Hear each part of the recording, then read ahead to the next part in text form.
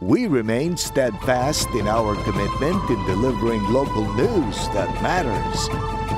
Stories that inspire. Enriching the lives of Filipinos in the Philippines and across the globe. This is your GMA Regional TV. Buong puso para sa Pilipino. Narito na ang pinakamalalaking balita ngayong Martes. Lalaki patay matapos pagsasaksakin ng kanyang kapitbahay sa Batangas City.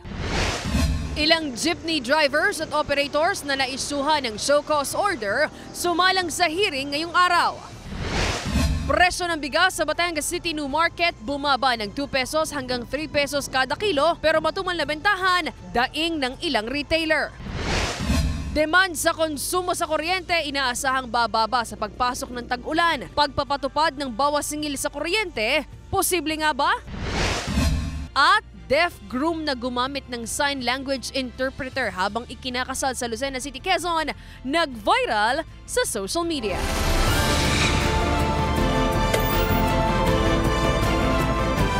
Ito ang GMA Regional TV, Balitang Southern Tagalog.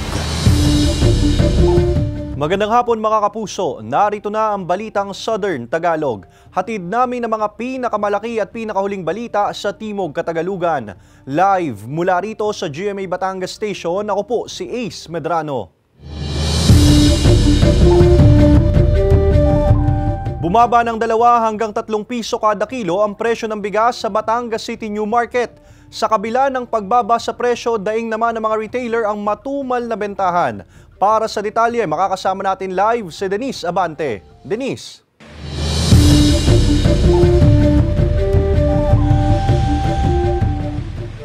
Ace, daing ngayon ang ilang mga tindera ng bigas dito sa bagong palengke sa Batangas City ang matumal na bentahan dahil sa pagbaba sa presyo ng bigas. Mahigit 2 linggo na raw nang maranasan sa Batangas City New Market ang pagbaba sa presyo ng commercial rice. Matapos lang ang ilang araw tumaas ang kada kilo ng 2 hanggang 3 piso. At sa pagpasok ng linggong ito, muli na namang bumaba ng 2 hanggang 3 piso rin. Bagay na mahirap daw para sa rice retailer na si Dayan. Tuwing bumababa kasi ang presyo ng bigas, mas mahirap daw ibenta dahil nagiging matumal ang bentahan. Kasi pagbagsakan ng presyo ng bigas, pati sa bodega bagsakan din. So ang mga tao namimili ng mura. Nag-iikot pa kung sino pang nagbibigay ng pinakamura. Ako'y umorder na sa mismong rice mill. Ay hindi pa din hindi ganun kalakas pa din kasi ang hinahanap ng tao talaga yung mas mababa na magandang mababa. Nagkamali rin daw ng tansya ng pag-stock ang wholesaler na si Arnold. Nang tumaas kasi ang presyo ng bigas, kumuha siya ng marami sa supplier ngunit nang biglang bumaba ang presyo nito, hindi na niya muna maibenta ang mga stock na bigas na nabili sa mataas na presyo. Yung supply natin dito sa market, sobrang dami. Tapos yung demand naman sa amin humina. So yung nandito na yung sabi nga yung law of supply and demand na sinasabi. Ang dami ng supply, may na naman ang demand. Kaya ngayon bumaba presyo ng bigas. Biglang baba kumpara nung dati na naka-stable. Ang presyo ng local rice ngayon sa pamilihan sa Batangas City nasa 50 hanggang 52 pesos sa kada kilo. Habang 48 pesos naman sa well-milled rice at 58 hanggang 60 pesos ang kada kilo ng special rice. Ayon sa Samahang Industriya ng Agrikultura, nagkaroon ng pagtaas sa presyo sa world market kaya mataas ang presyo ng imported rice kumpara sa local rice. Imported or local rice tax pa. Yung import mas malaki kaysa last year. Yung first 4 months, tumaas ang world market price. So baka yung mga iba hindi magpasok ng stocks for the next 2 weeks. Baka ubusin nila yung stock nila. Pero para kay Aling Lourdes, hindi niya pa rin daw ramdam ang pagbaba sa presyo ng bigas kaya gaya ng dati, per kilo pa lang muna ang kanyang binili. Hindi pa naman nababa. Dahil wala yan lang ang kaya sa hanap buhay. Sana naman umabangan ng tunay na araw-araw makabili ng bigas. Walang maibili ng maramihan. Sapat na buffer stock supply naman ang matitiyak ng National Food Authority 4A para sa mga mamamayan sa rehiyon. Okay naman ang namin, ang procurement namin ng palay dahil nga kasi may bagong programa ang NFA.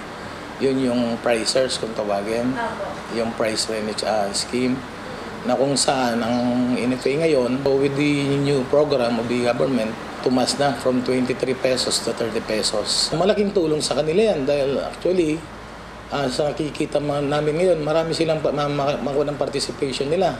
Nakakabili kami, hindi tulad dati, halos hindi kayo makabili. Ace, ayon sa Sinag, nakadepende pa rin ang pagbaba o pagtaas sa presyo ng imported rice sa world market na sinasabayan naman ng presyo ng local rice. Ace?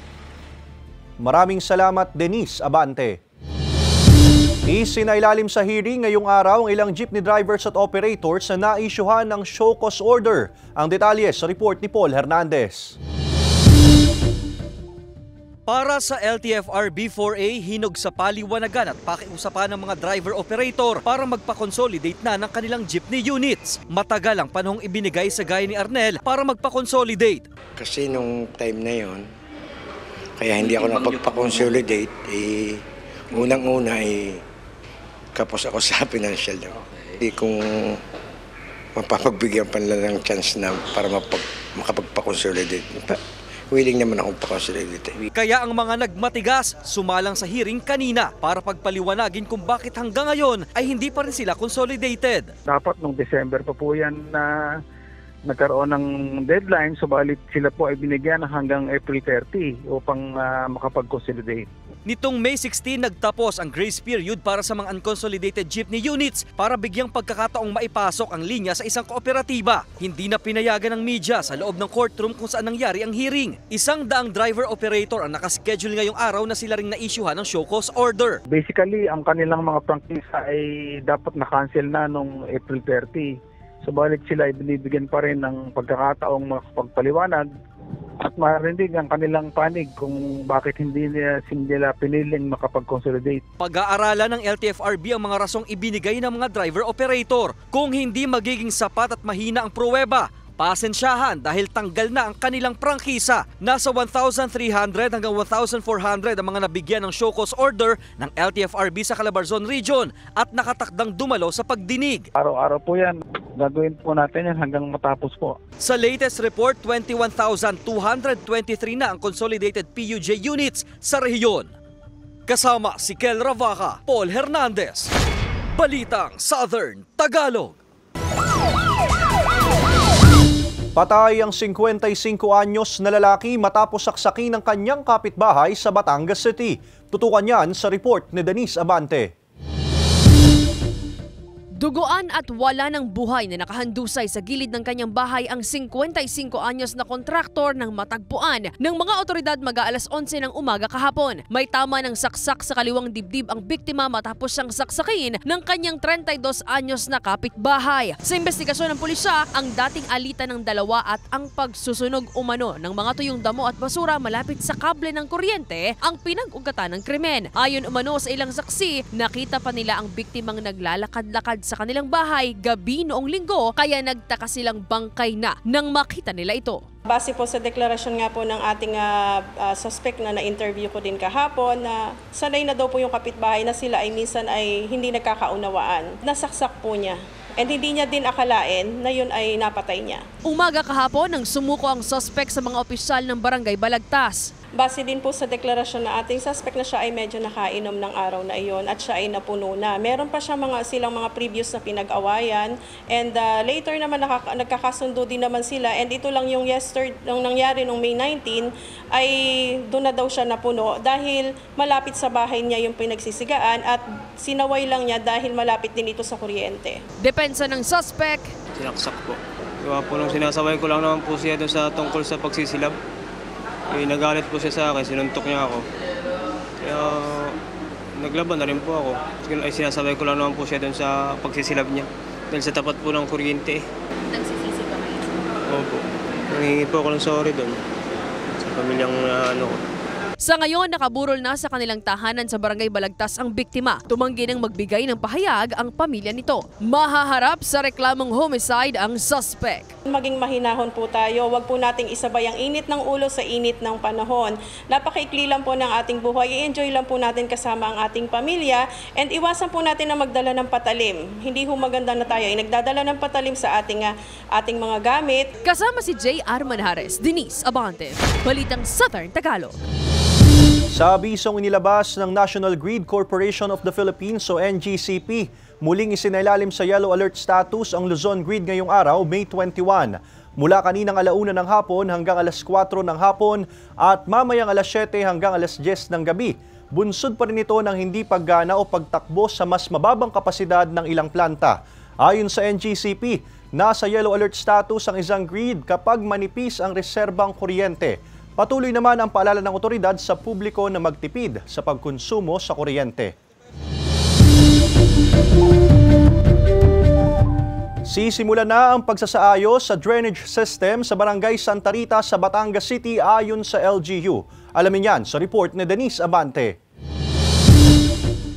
Nakahanda na ang mga culvert na ito na ilalagay sa kanal para magsilbing daluyan ng tubig sa mas pinalalim na 50 metrong drainage system sa Barangay Santa Rita Karsada sa Batangas City. Pero hindi pa alam kung kailan ilalagay dahil naantala ang pagawain. June 2023 pa nang simula ng proyekto bilang solusyon daw sa nararanasang malawakang pagbaha sa lugar tuwing nakararanas ng malalakas na pag-ulan. Yung volume ng tubig, ng kanal, kung halimbawa tuloy-tuloy talaga yung tubig. Kasi kapag malalim ang kanal, mas maraming tubig na ma-absorb. Sa tingin ko naman ay baka hindi nabahin. Daing naman ngayon ng ilang residente gaya ni Irma ang mabaho at maruming tubig na naipon sa nakatiwangwang na hinukay na kanal. Pero wisyo na raw kasi itong maituturing para sa pinagtatrabahuhang labahan, lalo na para sa kanilang mga customer.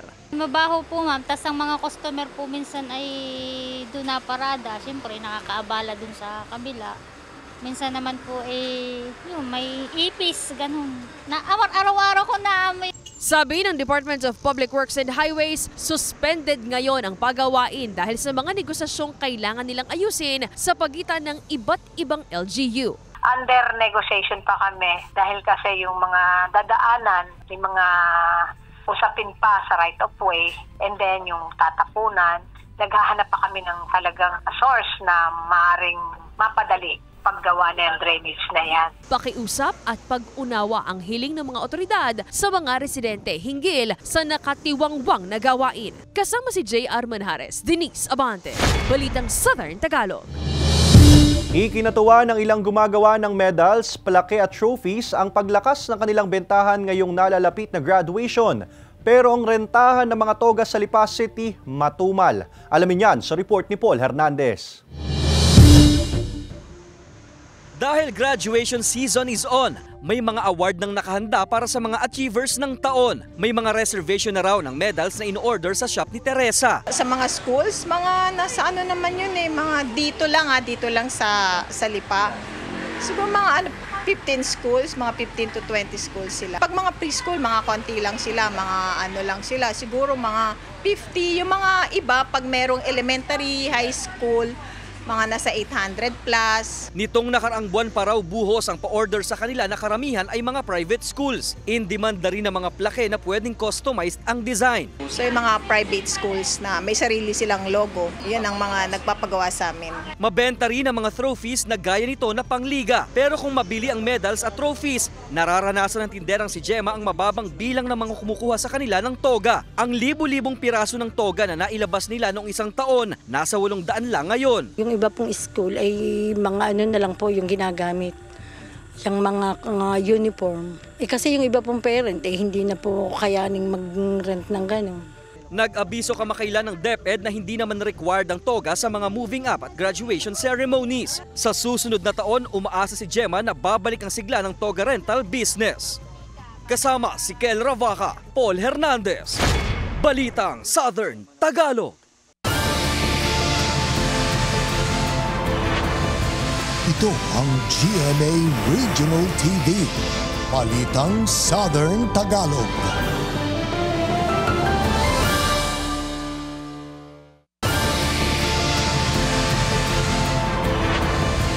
Ito ang GMA Regional TV, Balitang Southern Tagalog. Inaasahang bababa ang demand sa konsumo sa kuryente sa pagpasok ng tag-ulan. Samantala ang pagpapatupad ng bawas singil sa kuryente nakadepende sa generation at transmission charge ayon sa Batelec 2. Alamin yan sa report ni Paul Hernandez. 8,400 pesos ang electric bill ni Ervin para sa buwan ng April. Pataas daw ng pataas ang binayaran niyang bill sa kuryente sa Batangas 2 Electric Cooperative o Batelec 2 nitong nagdaang mga buwan. Aminadong lumakas ang konsumo nila sa kuryente. Pwede sa init. Maraming gumagamit na electric fan, aircon, walang patayan. Sana mura lahat pero walang magagawa kaysa naman magkasakit. Naunang sinabi ng Pag-asa na humihina ng El Nino sa bansa. Papunta na raw tayo sa transisyon ng La Nina kung saan aasahan ang above normal na rainfall. Ayon sa Batelec, nakikitang kung may tuloy-tuloy na pag-ulan at lalamig ang paligid, bababa ang demand sa kuryente ng mga residential customers. Diyan nagpatay na electric fan kasi matagal-tagal yung naging ulan. Ito nung Friday, Saturday ata yun. Ayun, matagal-tagal yung ulan. Para sa buwan ng Mayo, mahigit 10 pesos ang singil nila per kilowatt hour. Pero hindi pa raw masasabi ngayon ng Batelec kung tataas o bababa ang power rate sa susunod na buwan. Yung konsumo nga natin bumababa, pero yung presyo po ng kuryente natin maaaring mataas pa rin po yun. Hindi po agad automatic na pagka lumamig, bababa agad po yung presyo ng kuryente. Magdedepende pa raw ito sa generation at transmission charges. Gayon din ang bili sa kuryente sa wholesale electricity spot market o WESM. Ang ating generation charge is a pass-through charge. Wala po diyang nakukuha ang Batelec. Pag sinabi pong pass-through, kung ano po yung ating siningil ni supplier sa atin, yun din po ang ating ipinapasa. Pagtitiyak ng Batelec, lahat ng pass-through charges na ipinatutupad ay pagsunod din sa ERC resolution and rules. Beripikado rin daw ng ERC ang mga rates nila. Kasama si Kel Ravaca, Paul Hernandez, Balitang Southern Tagalog. Patay ang isang lalaki matapos pagbabarili ng mga hindi pa nakikilalang sospek sa San Juan, Batangas. Nakatutok si Denise Abante. Nakahandusay at wala ng buhay ng datna ng otoridad ang isang lalaki sa gitna ng Barangay Road sa Sitio Kambingan, Barangay Bulsa, San Juan, Batangas, pasado alas 12 ng tanghali noong Sabado. Ayon sa pulisya, may kukunin lang sana ang biktima sa sasakyang nakapark nang walang ano-ano'y pagbabarilin siya sa iba't ibang bahagi ng katawan ng mga hindi patukoy na suspect. Inutusan siya ng may-ari ng sasakyan na may kuhanin sasakyan. Pagbaba niya doon sa parking ng sasakyan, nakarinig na nga po sila ng putok. Nung pinuntahan ay nakabulagta na, patay na. Hindi pa matukoy ng pulisya ang posibleng motibo sa pamamaril, ngunit sa kanilang pag-iimbestiga, isang kalibre 45 at isang carbine ang ginamit na baril. Naiuwi na sa kanilang tahanan sa Barangay Bulsa ang mga labi ng biktima ayon sa pulisya. Patuloy namang inaalam ang kinaroroonan ng mga suspect na nooy posibleng naglakad lang sa lugar. Iba yung pag-ingat at maging mapagmasid sa lugar ang abiso ng otoridad sa mga residente. Tayo po ay mag-ingat kung tayo ay may pupuntahan, lalo pag ganyanan, yung baysanan, piyestahan o kasalan. Mag-iingat po tayo, nandun lang tayo sa safe na lugar para hindi po tayo madamay. Sinisika pa ng GMA Regional TV, Balitang Southern Tagalog na makuhanan ng pahayag ang pamilya ng biktima hinggil sa insidente. Denise Abante, Balitang Southern Tagalog. Isang Philippine Serpent Eagle na nakasabit umano sa net ang nakita ng isang concerned citizen sa isang bahay sa Cuenca, Batangas kahapon.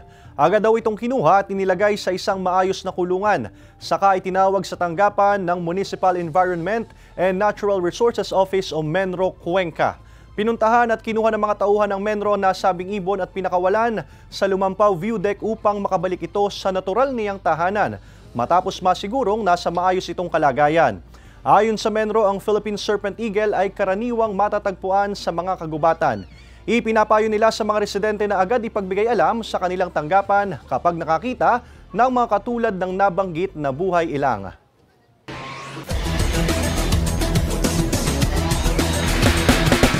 Binalikan ng Perpetual Altas ang kanilang panalo sa Game 1 ng NCAA Men's Volleyball Finals. Narito ang report ni Hazel Alviar. Sa NCAA Season 99 Men's Volleyball Tournament, tinapos ng 3-time defending champions Perpetual Altas ang elimination round na walang talo. Nasa kanila din ang reigning most valuable player na si Louie Ramirez. Kaya't laking gulat ng lahat nang matalo sila sa unang set ng Game 1 Finals laban sa EAC Generals. Disappointed ako kasi hindi lumabas yung training namin. Kaya after that, yung second set, medyo nagsalita ako sa kanila. Motivation na we have to step up and dagdagan natin ng hard work and heart.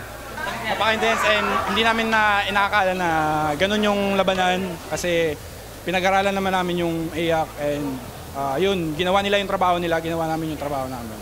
Masyado kaming na-overwhelmed sa daming tao at siguro sa aura din na sa loob ng court, pero yun, after nun, naka-recover kami pagdating ng second set hanggang fourth set. At nagtuloy-tuloy na nga ang laro ng Perpetual hanggang makuha ang Game 1. Hindi naman nila minamaliit ang kanilang katapat sa finals dahil inaasahan din nila na susubukang bumawi sa linggo ng Generals. Gagawin din namin yung part namin na i-defend yung title. As long as yung margin of errors namin, ililesen namin. Sobrang mahalaga para sa akin, para sa mga teammate ko kasi halos 4-6 namin is gagraduate. So napaka-importante sa amin na makuha namin to bago man lang kami umexit. Kasi I respect AAC. From elimination hanggang ngayon, nag-improve sila. Alaki ng in-improve nila. So ngayon, pinag-aralan din namin sila kung paano namin ma-stop sila. Abangan ang Game 2 ng NCAA Season 99 Indoor Volleyball Finals sa darating na linggo simula alas 12 ng tanghali live sa GTV. Hazel Alviar, Balitang Southern Tagalog. Alae! Alae! Alae! Alae! Alae! Alae! Mainit na pakiramdam po. Bakit? Siyempre po, manhid na po ako kung walang pakiramdam. Wala, di ako po'y tsugi na noon. Inhale, exhale. Ibig sabihin niya? Wala pong pakiramdam. Pero may nararamdaman ka ba sa kanya? Meron po. Ano pakiramdam mo sa kanya? Pagmamahal, No. May pakiramdam. Siyempre, alam mo nga buhay ka pa. Kasi kung wala ka ng pakiramdam, ibig sabihin, manid ka na. Mainit na pakiramdam. Bakit? Pag kasi walang pakiramdam, malungkot. Paano yung malungkot? Sad. Paano yung malungkot? Paano?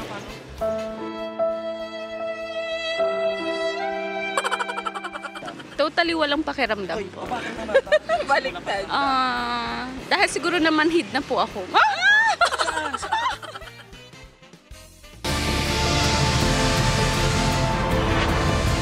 Ito ang GMA Regional TV. Balitang Southern Tagalog.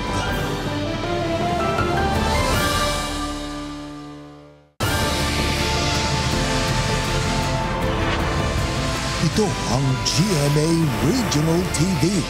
Balitang Southern Tagalog.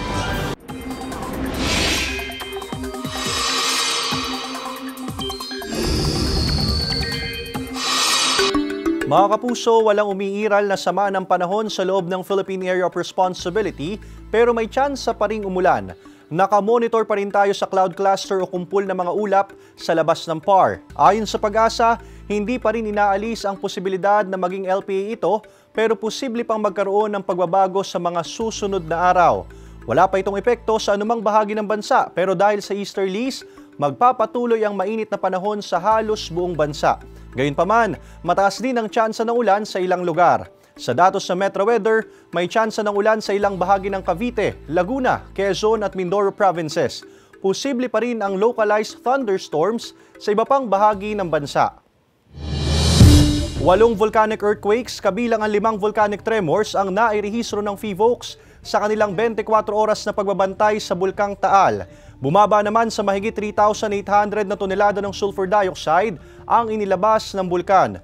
Umabot sa 2,400 meters ang taas ng plume nito. Ayon sa datos ng PHIVOLCS, walang namataang volcanic smog o VOG sa palibot ng Bulkang Taal. Sa kabila ng mga naitalang aktibidad, nananatili sa alert level 1 ang bulkan. Mahigpit pa rin ipinagbabawal ng ahensya ang paglalagi o pananatili sa Taal Volcano Island na deklaradong permanent danger zone, maging ang paglipad ng anumang aircraft malapit sa tuktok ng bulkan. May mensahe si TikTok host Pokwang sa kanyang younger self. Samantala may kakaibang paghahanda si Barbie Forteza para sa kanyang role sa Pulang Araw. Naritong report ni Hazel Alviar. Mula sa kanyang humble beginnings hanggang sa makilala bilang dakilang ina sa showbiz, inalala ni TikTok host Pokwang ang kanyang mga pinagdaanan at mga aral na natutunan. At dahil dito may mensahe siya sa kanyang younger self sa pagpapatuloy ng kanyang journey sa showbiz. Malayo ng araw ang kanyang narating at ibang-iba na ang kanyang buhay kumpara noon, kaya dapat daw siyang maging grateful. Gaganap si Barbie Forteza sa upcoming series sa Pulang Araw bilang si Adelina na isang Filipina vaudeville performer noong panahon ng Japanese occupation sa Pilipinas at kapatid ni Teresita at Eduardo na ginagampanan naman ni Sanya Lopez at Alden Richards. At bilang paghahanda sa kanyang papel, nag-training sila ni Sanya Lopez sa tap dancing dahil mahalaga ito sa kanilang role at para mabigyan daw ng hustisya ang kanilang performance. Nanonood din daw si Barbie ng mga pelikula na may pagkakahawig sa kanyang gagampanang karakter. Abangan ang Pulang Araw sa GMA. Hazel Alviar, Balitang Southern Tagalog. Kinakiligan ng netizens ang kasal ng bride sa kanyang deaf groom sa Lucena City, Quezon. Narito ang report ni Paul Hernandez. Love knows no boundaries para sa magsing-irog na ito sa Lucena City, Quezon. Si bride kasi ikinasal sa deaf groom niya. Sa videong ito, kita pa ang sign language interpreter ni Joseph sa loob ng simbahan habang ikinakasal sila ni Joey. Kailangan po namin kumuha ng interpreter para mas maintindihan po niya yung pong magiging flow po ng wedding, yung sa mass po, yun po. Saka po yung sa reception po. Katuparan daw ng pangarap ni Joseph at Joey ang maikasal after their 11-year relationship. Kwento ni Joey, schoolmate sila ni Joseph. Aminadong nag-adjust din si Joey kay Joseph. Pero dahil #relationship goals silang dalawa, nag-aral daw ng sign language si Joey. May ibinigay po siya sa aking libro na may mga, kung paano po isa-sign yung mga ganitong words. Kasi ito, binabasa ko po, naaral ko. Pinatutunayan ni Joey at Joseph na ang lengguwahe ng pagmamahalan hindi na kailangan pang marinig. Sapat na raw ang dalawang pusong puno ng pag-ibig. Hindi na raw kailangan pang ipagsigawan para lang magkaunawaan. Paul Hernandez, Balitang Southern Tagalog. Mga kapuso, bukas araw ng Miyerkules, May 22, makakaranas ng kawalan ng supply ng kuryente ang ilang barangay sa Tanawan City, Ibaan at Nasugbu, Batangas. Magsisimula ito sa pagitan ng alas 6 ng umaga hanggang alas 4 ng hapon. Bunsod ng paglilipat at pagpapalit ng mga poste at pagtatayo ng mga transformer kaalinsabay ang row clearing ng mga linya. Samantala, mapapanood nyo po ang episode na ito at iba pa ang pinakahuling lokal na balita sa official website ng GMA Regional TV, www.gmaregionaltv.com. Pwede rin kayong bumisita sa aming official YouTube channel, GMA Regional TV, at i-click ang subscribe button para sa pinakamainit na balita mula sa rehiyon. Dahil sa GMA Regional TV, local news matters. At yan ang mga pinakamalaki at pinakahuling balita sa Timog Katagalugan. Maraming salamat sa pagsama sa amin pati na mga kapuso sa ibang bansa na tumutok sa mga balita sa rehiyon. Kami ang GMA Regional TV Balitang Southern Tagalog. Buong puwersa para sa mas malaking misyon at mas malawak na paglilingkod sa bayan.